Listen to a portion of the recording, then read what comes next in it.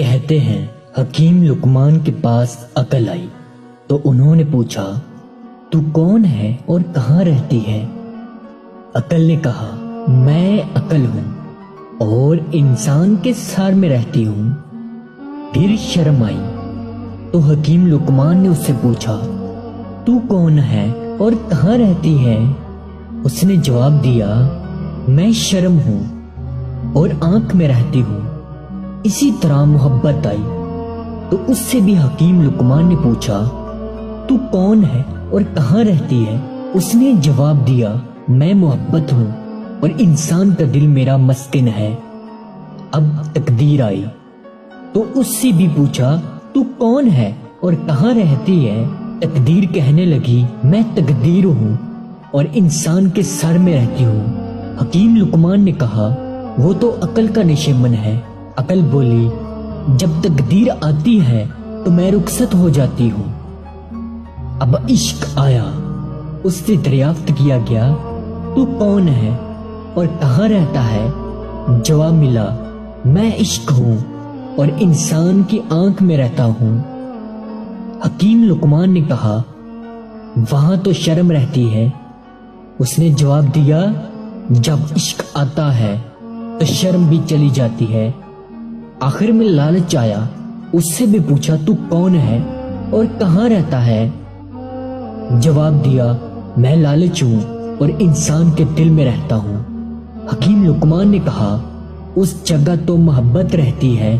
تو لالچ نے جواب دیا جب میں آتا ہوں تو محبت چلی جاتی ہے۔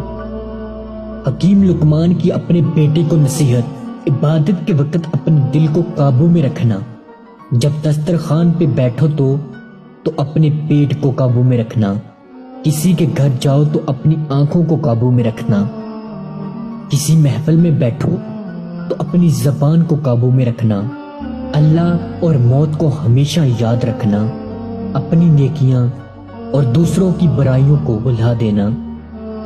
دولت تقسیم کی جائے تو کم ہوتی ہے، علم بانٹا جائے تو بڑھ جاتا ہے۔ بچپن کا علم پتھر کی لکیر ہوتا ہے۔ برے دوستوں سے بچو کیونکہ وہ تمہارا تعارف بن جاتے ہیں۔ انسان کو سب سے زیادہ تکلیف ہی تب ملتی ہے جب وہ غلط انسان سے اپنی زندگی کی ساری صحیح امیدیں جوڑ لیتا ہے۔ عقل مند کو اپنے گھر میں بچے کی طرح اور اپنی قوم میں مرد کی طرح رہنا چاہیے۔ جس نعمت میں شکر ہے اس کو زوال نہیں ہے اور جس نعمت میں کفر ہے اس کو بقا نہیں ہے۔ نفس کی درستگی میں مصروف رہو، اس سے صفات بد کی بجائے صفات نیک پیدا ہوں گی۔ عورتوں اور بچوں سے راز کی بات نہ کہو اور کسی کی چیز میں طمع اور لالچ مت کرو۔ جب خلقت کے پاس جاؤ تو زبان کی نگہداشت کرو۔ مصائب سے مت گھبراؤ کیونکہ ستارے ہمیشہ اندھیرے میں ہی چمکتے ہیں۔ حکمت اور دانائی مفلس کو بادشاہ بنا دیتی ہے۔ جو بات دشمن سے پوشیدہ رکھنا چاہتے ہو وہ بات دوست سے بھی پوشیدہ رکھو، ہو سکتا ہے کبھی وہی تمہارا دشمن ہو جائے۔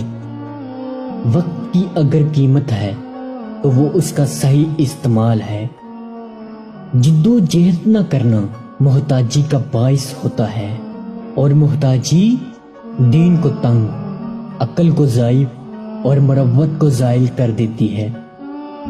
جہاں تک ہو سکے لوگوں سے دور رہ تاکہ تیرا دل سلامت اور نفس پاکیزہ رہے۔ خدا کی معرفت حاصل کرو اور اسے اچھی طرح پہچانو۔ جو بات کسی سے کہو اس پر خود بھی عمل کرو۔ موقع سے بولو اور مناسب گفتگو کے لیے لب کشائی کرو۔ ہر قسم اور ہر طبقہ کے لیے لوگوں کو پہچانو اور ان کے ساتھ مناسب برتاؤ کرو۔ دوستوں کا امتحان فائدہ اور نقصان دونوں حالتوں میں کرو۔ نافہم عورتوں پر بھروسہ مت کرو۔ ہر شخص کو اس کے ہنر اور جوہر کے مطابق جگہ دینی چاہیے۔ زیادہ سنو اور کم بولو۔ موت کو ہر وقت پیش نظر رکھو اور مصائب دنیا کو سہل خیال کرو۔ کمینوں کے مقابلے میں خاموش رہا کرو۔ جاہل لوگوں سے کم مل ورنہ وہ تجھے بھی جاہل بنا دیں گے۔ خدا کے واسطے جو کام کرو اس میں بندوں کا خوف نہ کرو۔ اگر لوگ تم میں ایسی صفات بیان کریں جو تم میں نہیں تو مغرور مت ہو، کیونکہ جاہلوں کے کہنے سے ٹھیکری سونا نہیں بن سکتی۔ جس طرح بارش خشک زمین کو زندہ کر دیتی ہے، اسی طرح صحبت علماء سے دل زندہ ہوتا ہے۔ عقل ادب کے ساتھ ایسی ہے جیسا کہ درخت ثمر کے ساتھ، اور عقل بغیر ادب کے ساتھ ایسی ہے جیسا کہ درخت بے پر۔ دوستی حق کو سرمایہ نجات خیال کر کہ بغیر سرمایہ کچھ فائدہ نہ ہوگا۔ بدنیت لوگوں سے بچو کہ ان کی صحبت سے سوائے رنج کے کچھ حاصل نہ ہوگا۔ جو بات تم نہیں جانتے منہ سے نہ کہو، اور جو جانتے ہو اور اسی مستحق کو بتانے میں دریغ نہ کرو۔